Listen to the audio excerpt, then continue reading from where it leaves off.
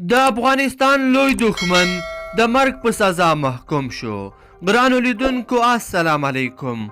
د پاکستان دیکتاتور پوځي مشر پرویز مشرف د مرګ په سزا محکوم شو.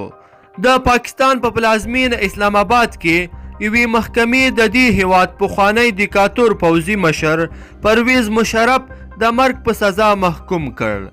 اسلام آباد کې د عدالت یوې ځانګړې محکمې چې مشري د دې هیواد د قضا مشر وقار احمد کوله، پرویز مشرف د غدارۍ او د پاکستان له اساسي قانون څخه په سرغړونې د مرګ په سزا محکوم کړ.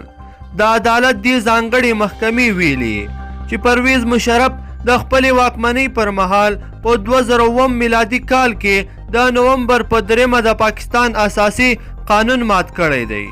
په پخواني پوځي مشر پرویز مشرف باندې تور و چې د خپلې واکمنۍ پر مهال د پاکستان اساسي قانون مات کړی و او له واک څخه ناوړه استفاده کړې ده.